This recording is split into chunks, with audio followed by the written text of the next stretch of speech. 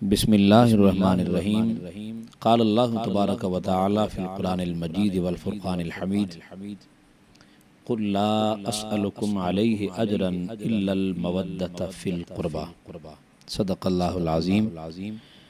اللہم صلی علی سیدنا و مولانا محمد وعلی آل سیدنا و مولانا محمد معدن الجود والکرم وبارک وسلم۔ معزز ناظرین کرام،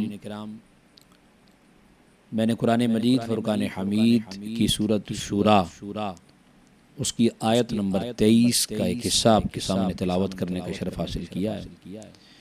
جس میں رب ذوالجلال نے ارشاد فرمایا قل لا اسألکم علیہ اجرا الا المودۃ فی القربى۔ فرمایا اے حبیب فرما دیجئے کہ میں اپنی دعوت و تبلیغ کے نتیجے میں تم سے کوئی اجرت طلب نہیں کرتا، الا المودۃ فی القربى، مگر اپنے قرابت داروں کی مودت چاہتا ہوں۔ سب سے پہلی بات تو یہ ہے کہ یہاں ایک اعتراض پیدا ہوتا ہے کہ حضور تاجدار کائنات صلی اللہ تعالیٰ علیہ وآلہ وسلم کی ذات اقدس سے پہلے جتنے پیغمبر تشریف لائے انہوں نے اپنا فرض منصبی ادا کرنے کے بعد ایک ہی جملہ ارشاد فرمایا اور اللہ کی بارگاہ میں عرض کی، فرمایا ان اللہ کا قرآن بول اٹھا کہا ان اجری الا علی اللہ، میرا اجر میری دعوت و تبلیغ کے بدلے میں، میری دعوت توحید کے بدلے میں میری اجرت یا میرا اجر میرے اللہ کی بارگاہ میں ہے، مجھے وہ اللہ عطا کرے گا۔ تو حضور علیہ السلام نے اپنی دعوت و تبلیغ کے صلے میں اپنے غلاموں سے یا اپنے امتیوں سے ایک شے طلب کی ہے، حضور نے طلب کی ہے۔ تو اس کا سمپل سا جواب یہ ہے کہ جب بھی اللہ تبارک و تعالیٰ کا اسلوب قرآن کا اسلوب ہے اور طریقہ کار ہے کہ جب کوئی خاص مضمون اللہ پاک نے باندھنا ہو تو اس مضمون کے شروع میں لفظ قل لگا دیتا ہے۔ جیسے سورہ توحید ہے یعنی سورہ اخلاص، اللہ پاک نے فرمایا اپنی توحید کی بات کی تو فرمایا قل هو اللہ احد، اے حبیب آپ فرما دیجئے کہ وہ اللہ ایک ہے۔ اب توحید کا جو مضمون ہے وہ انتہائی اہم مضمون تھا، تو اس انتہائی اہم مضمون کو شروع کرنے سے پہلے اللہ نے توجہ مبذول کروائی لفظ قل کے ساتھ، فرمایا میں براہ راست ڈائریکٹ میں نہیں کہتا، اے حبیب آپ فرما دیجئے وہ اللہ ایک ہے۔ اپنی توحید کی بات کی تو لفظ قل سے سٹارٹ لیا۔ اب جہاں اہل بیت اطہار نبی کی آل اور حضور کے قرابت داروں کا ذکر آیا، ان کی مودت و محبت کی بات آئی، تو اس مضمون کو شروع کرنے سے پہلے رب ذوالجلال نے لفظ قل لگایا اور فرمایا قل محبوب آپ فرما دیجئے، گویا یہ حضور تاجدار کائنات صلی اللہ تعالی علیہ وآلہ وسلم خود نہیں فرما رہے، یہ خود طلب نہیں کر رہے،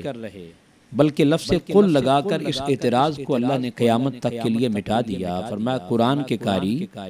قرآن پڑھنے والے اس بات کو اور نقطے کو سمجھ جائیں کہ لفظ قل لگا کر میں خالق اپنے محبوب پہ آنے والے اعتراض کا دفاع کر رہا ہوں کہ میرے محبوب نے اپنی مرضی سے کوئی شے تم سے طلب نہیں کی ہے، اور تمہاری اوقات ہی کیا ہے کہ تم میرے محبوب کو کچھ دے سکو؟ یہ تو میں رب ہوں، میں خالق ہوں، میں پروردگار ہوں، یہ منشا میری ہے، یہ مرضی میری ہے، یہ خواہش خدا کی ہے، یہ خدا چاہتا ہے، یہ منشا خدا بندی ہے کیا کہ خدا چاہتا ہے۔ میں چاہتا ہوں میرے حبیب کہ تو یہ کہہ دے کہ قل، فرمایا کہہ دے فرما دے لا اسألکم، میں تم سے کوئی سوال نہیں کرتا، فرمایا ایک شے طلب کرتا ہوں، اور وہ کیا؟ خدا کے کہنے پر الا المودۃ فی القربى، اپنے خدا نے اپنے محبوب کی مودت کو زبان مصطفیٰ کے ذریعے جیسے اپنی توحید کو ذکر اپنا تھا، بات اپنی تھی، توحید اپنی تھی، مگر بزبان مصطفیٰ کہلوایا کہ آپ کہہ دیں کہ وہ خدا ایک ہے۔ بالکل یوں ہی یہ منشا اسی خدا کی تھی، چاہت اسی خدا کی تھی، طلب اسی خدا کی تھی، یہ رضا اسی خدا کی تھی، چاہتا وہ خدا خود تھا، طلب اس خدا کی خود تھی، وہ خدا چاہتا تھا کہ میرے حبیب تیری اس محنت، تیری اس دعوت و تبلیغ، تیری اس دعوت توحید کا اجر میں خدا چاہتا ہوں کہ اور کچھ نہ لیا جائے، فقط ایک کہ میری منشا ہے کہ محبوب کہہ دے کہ ایک شے کا طالب ہوں، اور وہ کیا ہے؟ ایک کام کرنا، زندگی بھر میری آل کے ساتھ مودت سے پیش آنا، میری آل کے ساتھ مودت سے پیش آنا۔ نبی علیہ الصلوۃ والسلام کی آل پاک پہ آج لوگ اعتراض کرتے ہیں اور لوگ کہتے ہیں نبی کی جو آل ہے، نبی علیہ الصلوۃ والسلام کی اہل بیت ہے، وہ اہل بیت فقط وہ نبی کے گھر والے تھے، ابھی جو سادات کرام آ رہے ہیں وہ نبی کی آل نہیں ہے، وہ نبی کی اہل بیت نہیں ہے۔ نبی کی اہل بیت اور قرابت داران مصطفیٰ وہ تھے جو گزر گئے، نبی کے گھر والے تھے۔ اگر ایسی بات ہوتی تو اللہ نماز پڑھتے ہوئے سلام پھیرنے سے پہلے قیام، رکوع، سجود، تکبیرات، تحلیلات، تسبیحات، ساری کی ساری تلاوت قرآن مجید، سورہ فاتحہ کمپلیٹ کرنے کے بعد جب اینڈ ہوا نماز کا تو فرمایا سلام پھیرنے سے پہلے جب تک آل محمد پہ درود نہیں پڑھا جائے گا اس وقت تک نماز کمپلیٹ نہیں ہوگی۔ تو اگر ایسی بات ہوتی تو پھر نبی کے اہل بیت کی بات کی جاتی، اللہم صلی علی محمد وعلی آل محمد نہ ہوتا۔ یہ آل محمد کا معنی یہ ہے کہ قیامت کی صبح طلوع ہونے تک جو نبی کی آل کا فرد آئے گا اس کی تعظیم، اس کی تکریم ہمارے اوپر لازم اور واجب ہے، اور وہ قرآن کا حکم ہے، یہ حکم خداوندی بھی ہے، منشاء خداوندی بھی ہے کہ نبی کی آل کے ساتھ مودت سے پیش آنا ہے۔ اب سوال پیدا ہوا آقا علیہ الصلوۃ والسلام کے کتنے احسانات ہیں ہمارے اوپر، تو حضور فرما رہے ہیں میں اپنے ان احسانات کے بدلے میں تم سے اپنی آل کی مودت چاہتا ہوں۔ آقا کے کتنے کرم ہیں، آقا گویا فرما رہے ہو میری امتی ذرا غور کر، اپنے گریبان میں جھانک، تو کمزور تھا میری وجہ سے تو طاقتور ہوا، مگر میں اس پر بھی تم سے کوئی اجرت طلب نہیں کرتا۔ میری امتی تم جہالت کے اندھیروں میں بھٹک رہے تھے، میری وجہ سے تمہیں علم کا نور نصیب ہوا، ظلمات سے نکل کر علم کی روشنیاں عطا کی گئیں میری وجہ سے، مگر میں اس پر بھی تم سے کوئی اجرت طلب نہیں کرتا۔ میں نے تمہیں کلمہ پڑھایا، تمہیں مسلمان بنایا، اس پر بھی تم سے کوئی اجرت طلب نہیں کرتا۔ میری امت یاد کر، سردیوں کی لمبی لمبی راتیں ہوتی تھی، تو سو جایا کرتا تھا اور میں ساری رات تیری خاطر قیام میں گزار دیتا، میرے پاؤں پہ ورم آ جاتے تھے، میرے پاؤں سوج جاتے تھے، تیری خاطر کیا، مگر میں اس پر بھی تم سے کوئی اجرت طلب نہیں کرتا۔ میری امت ایک لمحے کے لیے ذرا سوچ، قریبان میں جھانک کہ میں نے تیری خاطر طائف کے میدان میں کھڑے ہو کر پتھر کھائے، سر سے لے کر پاؤں تک لہو لہان کیا گیا، مگر میں اس پر بھی تم سے کوئی اجرت طلب نہیں کرتا۔ میری امت ایک لمحے کے لیے ذرا غور کر کہ میں نے تیری خاطر احد کے میدان میں کھڑے ہو کر اپنے دندان بھی شہید کروائے، خون بھی نکلا، مگر میں اس پر بھی تم سے کوئی اجرت طلب نہیں کرتا۔ میری امت اور میری امت کا ایک فرد غور کر، آج تم اس نبی کی آل کے ساتھ ٹکرا گیا۔ نبی علیہ الصلوۃ والسلام کیا فرما رہے ہیں؟ گویا آقا فرما رہے ہیں میری امتی تیری خاطر مسجد نبوی شریف میں حالت سجدے میں ہوتا تھا اور میرے جسم نازنی پہ بھاری بھرکم اجریاں رکھی جاتی رہی، مگر اس پر بھی میں تم سے کوئی اجرت طلب نہیں کرتا۔ میں محمد ہوں اور تمہاری خاطر مجھے مذمم کہا جاتا رہا، میرے اوپر الزامات لگتے رہے، میرے راستوں میں کانٹے بچھائے جاتے رہے، میرے راستوں میں گڑھے کھودے جاتے رہے، مجھے کیا کچھ نہ کہا جاتا رہا، مجھے کاہن کہا گیا، ساحر کہا گیا، مجنون کہا گیا، میں نے کیا کچھ تمہاری خاطر برداشت نہیں کیا، سب کچھ کیا، تم زوال پذیر تھے، میں نے تمہیں عروج بخشا، تم ظلمات میں تھے، میں نے تمہیں اجالے دیے، تم کمزور تھے، میں نے تمہیں طاقتور بنایا، میری وجہ سے تمہیں شانیں، عزتیں، توقیر، یہاں تک کہ اشرف المخلوقات کا مقام ملا۔ اب اس سب پر میں تم سے ایک شے کا طالب ہوں، اور وہ بھی خدا کے کہنے پر، اور وہ کیا ہے؟ زندگی میں ایک کام کرنا، میری اہل بیت اطہار کے ساتھ مودت کے ساتھ پیش آنا۔ سوال پیدا ہوا، مودت کیا ہے؟ ایک طرف ہے محبت، دوسری جانب ہے مودت۔ اللہ پاک نے جو مطالبہ کیا ہے نبی کی آل سے، وہ محبت کا نہیں کیا۔ حاضرین مکرم اور محترم و مکرم ناظرین کرام، اللہ پاک نے حضور کے امتیوں سے حضور کی آل کے لیے محبت کا مطالبہ اور تقاضا نہیں کیا، اللہ پاک نے مودت کا تقاضا کیا۔ اور محبت اور مودت میں فرق ہوتا ہے، اور بنیادی فرق کیا ہے؟ ایک ہے محبت اور ایک ہے مودت۔ محبت کیا ہے؟ محبت یہ ہے کہ اگر محب کو محبوب سے جدا کر دیا جائے تو محب کا محبوب کے بغیر رہنا ممکن ہو، اور مودت یہ ہے کہ اگر محب کو محبوب سے جدا کیا جائے تو محب کا محبوب کے بغیر ایک لمحہ بھی گزارنا ناممکن بن جائے، اسے مودت کہتے ہیں۔ آپ نے دیکھا ایک ہے مینڈک، ایک ہے مگرمچھ۔ اگر مینڈک کو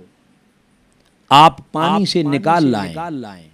یاد رہے کہ مینڈک کو پانی سے مودت نہیں ہے، محبت ہے۔ اگر مینڈک کو آپ کچھ دیر کے لیے پانی سے نکال دیں تو وہ کیا کرے گا؟ وہ پانی سے نکلے گا، اونٹ پٹانگ کرتے، چھلانگے مارتے مارتے کہیں اور چلا جائے گا، وہ کہے گا مجھے پانی سے محبت تھی، تم نے نکال دیا، جدا کر دیا، کوئی مسئلہ نہیں، میں اپنا بسیرا کہیں اور جا کر لیتا ہوں۔ مگر مچھ کو پانی سے محبت ہے، اگر مگر مچھ کو پانی سے نکال دیا جائے، محب کو محبوب سے جدا کر دیا جائے، اسے مودت نہیں محبت ہے، پانی سے محبت کرتا ہے، اس کا شوق ہے پانی میں رہنا۔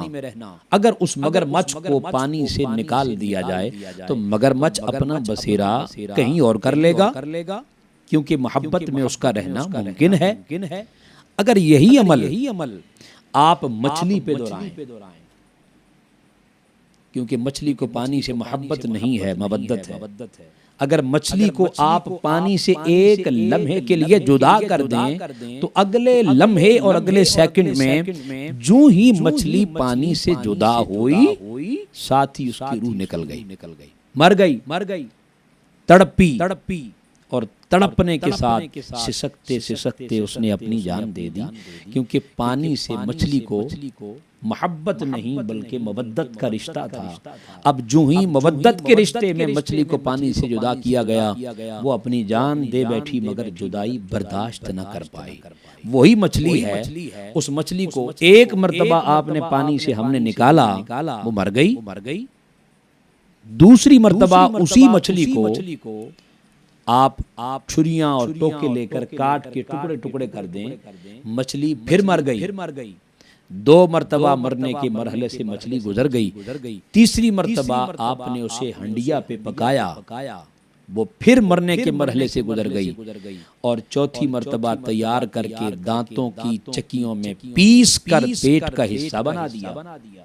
اب 4 مرتبہ مچھلی مرنے کے مرحلے سے گزر کر بھی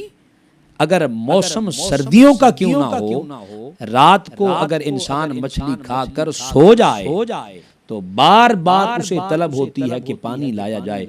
4 مرتبہ مچھلی مرنے کے مرحلے سے گزر کر پیٹ میں گئی. مچھلی کہتی ہے پانی لایا جائے, پانی کہتا ہے مچھلی کے قریب لایا جائے, اس لیے کہ ان کا آپس میں رشتہ محبت کا نہ تھا, مودت کا تھا. اس کے بغیر اس کا جینا ممکن نہ تھا, محال تھا. وہ مر گئی, اپنی جان دے بیٹھی. حاضرین مکرم, اس مثال سے سمجھیے کہ اللہ پاک نے اپنے نبی کی آل کے متعلق لفظ محبت الا المحبت فی القربا کا تقاضا نہیں کیا, بلکہ اللہ پاک نے فرمایا الا المودت فی القربا. جہاں پیار محبت کی انتہا ہو وہاں سے عشق کی ابتدا ہوتی ہے, اور جہاں عشق بھی اپنی حدوں کو چھو جائے اور عشق کی انتہا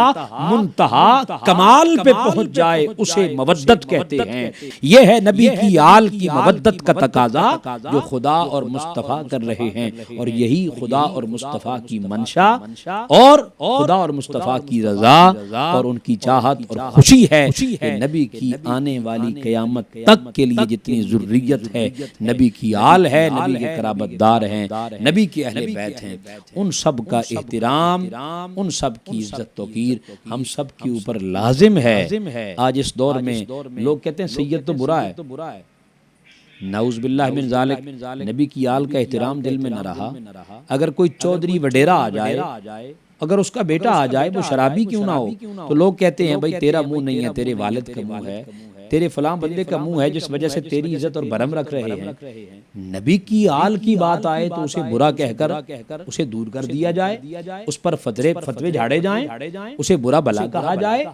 اور کہا جائے کہ یہ تو گندا ہے, نعوذ باللہ, یہ تو ایسا ہے, اس کی برائیاں ہیں, اس کے اعمال ایسے ہیں. اگر دنیا دار کی اتنی حیا ہے اپنے مفاد کے لیے تو نبی کی آل کے لیے کیوں نہیں حیا؟ وہ نبی کی آل جس کے بغیر نماز مکمل نہ ہو, وہ نبی کی آل جس کی مودت کو لازم قرار دیا جائے, جس کی محبت کو لازم قرار دیا جائے, اس نبی کی آل کا حیا. اور پھر آج لوگ اس ایک نئی بحث میں پڑ گئے. لوگ کہتے ہیں جی یہ سید تھا نہیں, اس نے خود کو خود ساختہ سید بنا لیا. یہ نبی کی آل تھا نہیں, اس نے خود کو اپنی مرضی کے مطابق اس نے سید میں ڈھال لیا ہے. ہمیں اس بات سے کیا لینا دینا کہ کوئی سید ہے یا نہیں. اگر کوئی یہ دعویٰ کرتا ہے کہ میں سید زادہ ہوں تو ہمارے اوپر احترام لازم اور واجب ہے. اس نے اپنا حساب خود دینا ہے اگر وہ سید نہیں ہے. اور پھر یہ بات جب کی جاتی ہے کہ سید ایسا ہے جو اس کے اعمال کو دیکھیں یا اس کی نسبت کو دیکھیں, کس شے کو دیکھیں, اعمال کو اعمال بد کو دیکھتے ہوئے اس پہ فتویٰ صادر کریں, یا نبی کی آل کا احترام بجا لائیں, اس کا حیا اور بھرم رکھیں.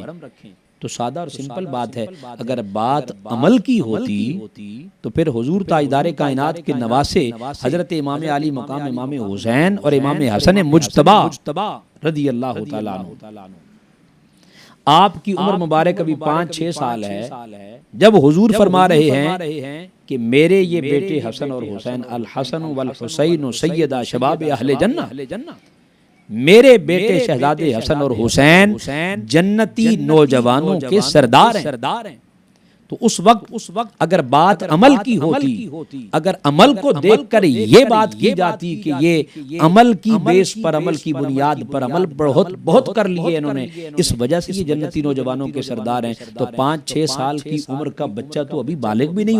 ہوتا. ابھی تو ان کے پاس کوئی ایسا عمل نہ تھا, نہ صدقہ ہے, نہ خیرات ہے, نہ نمازوں کی کثرت ہے, نہ ذکر ہے, نہ اذکار ہے, نہ صدقات ہیں, نہ تکبیرات ہیں, نہ تحلیلات ہیں, نہ تسبیحات ہیں, نہ حج ہے, نہ عمرہ ہے, نہ کثرت اعمال ہے, نہ تہجد گزاریاں ہیں. یہ اتنے اعمال تو ان کے پاس نہیں تھے کہ ابھی تو عمر پہنچی نہیں سن بلوغت کو. تو آقا فرما رہے میرے یہ شہزادے جنتی نوجوانوں کے سردار ہیں. گویا آقا نے یہ فیصلہ صادر فرما دیا کہ میرے شہزادے یا میری آل کا فیصلہ عمل کی بنیاد پہ نہ کرنا, نسبت مصطفیٰ کو دیکھنا, نسبت رسول کو دیکھنا, خون مصطفیٰ کو دیکھنا, آقا کی نسبت کا حیا کرنا, اور عمل کو دیکھ کر فیصلہ صادر نہ کرنا, بلکہ آقا کی اس خون کی نسبت کا حیا کرتے ہوئے ہمیشہ آل نبی کا احترام کرنا. اور بزرگوں کا تو یہ طریق رہا ہے. حضرت میاں شیر محمد شرک پوری رحمت اللہ تعالی علیہ, آپ سادات اور سید زادوں کا بڑا احترام کرتے تھے. زندگی بھر. اور جب آپ کو خبر ہوتی کہ فلان جگہ پر کوئی سید ہے، آپ چلے جاتے، خدمت کرتے، ملاقات کرتے، زیارت کرتے، اور اگر کوئی سید زیادہ پاس آ جاتا تو آپ کھڑے ہو جاتے، استقبال کرتے، اپنی نشست پہ بٹھا دیتے، خدمت کرتے، کھانا کھلاتے اور پاس ٹھہراتے اور تحفے تحائف دیتے. ایک مرتبہ کسی شخص کو جاتے جاتے اچانک شرارت سوجی اور اس نے فیصلہ کیا آج میں میاں شیر محمد شرک پوری رحمۃ اللہ تعالی علیہ کے پاس ایک نام نہاد سید بن کر جاتا ہوں. میں نے سنا ہے کہ وہ بڑی عزت اور پروٹوکول اور تعظیم اور تکریم کرتے ہیں آل نبی کی، تحفے تحائف بھی دیتے ہیں. فیصلہ کیا میں یہ بتانا چاہتا ہوں کہ نبی کی آل، آج لوگ اس جھگڑے میں پڑ گئے کہ وہ نبی کی آل ہے یا نہیں ہے. ہمیں یہ فیصلہ نہیں کرنا، بزرگوں کا طریق بتا رہا ہوں کہ بزرگوں کا طریقہ کیا ہے. میاں شیر محمد شرک پوری رحمۃ اللہ تعالی علیہ کے پاس وہ نام نہاد سید زادہ بن کے آ گیا. آپ کو خبر ہوئی، آپ اپنی نشست سے کھڑے ہوئے، استقبال کیا، ریسیو کیا، اپنی نشست پہ لائے، بٹھا دیا، آپ نے کھانا پیش کیا، آرام کے لیے بستر دیا، رات اپنے پاس ٹھہرایا، صبح کھانا کھلایا اور تحفے تحائف دیے. رخصتی کا وقت آیا تو میاں شیر محمد شرک پوری رخصت کرنے کے لیے ساتھ تشریف لے گئے اور اس جگہ اور اس مقام تک ساتھ گئے جس مقام اور جگہ پر کھڑے ہو کر اس شخص نے یہ فیصلہ کیا تھا کہ میں جھوٹا سید بن کر میاں شیر محمد شرک پوری کی بارگاہ میں جاؤں گا اور میرا احترام کریں گے اور مجھے تحفے تحائف دیں گے. اس مقام تک ساتھ لائے اور اس جگہ پہ کھڑے کر کے میاں شیر محمد شرک پوری نے رخصت کیا اور ساتھ ہی فرمایا اس مقام تک تم میرے لیے سید تھے اور میرے اوپر تمہارا احترام واجب اور لازم تھا کیونکہ اس جگہ پر کھڑے ہو کر تم نے سید زادہ ہونے کا ارادہ کیا تھا. اس کے بعد میرے اوپر تمہارا احترام واجب نہیں ہے، اب چلے جاؤ اور زندگی میں آئندہ احتیاط کرنا. یہ صوفیاء کا طریق اور اولیاء کا طریق بتا رہا ہے کہ جب بھی سید زادے کی بات کرنا تو یہ مت دیکھنا کہ اس کا عمل کیسا ہے، یہ مت دیکھنا کہ اس کا دعویٰ کیسا ہے، یہ مت دیکھنا کہ وہ سچ کہہ رہا ہے یا جھوٹ کہہ رہا ہے، بس یہ دیکھنا کہ دعویٰ کس کی نسبت کا کر رہا ہے. اگر نسبت مصطفیٰ آ جائے پھر سید کی برائی کو نہ دیکھنا، محمد کے جمال کو دیکھ کر اس کا حیا کرنا. اللہ پاک ہمیں نبی کی آل کا کما حق احترام بجا لانے کی توفیق عطا فرمائے. ہم علینا الا البلاغ.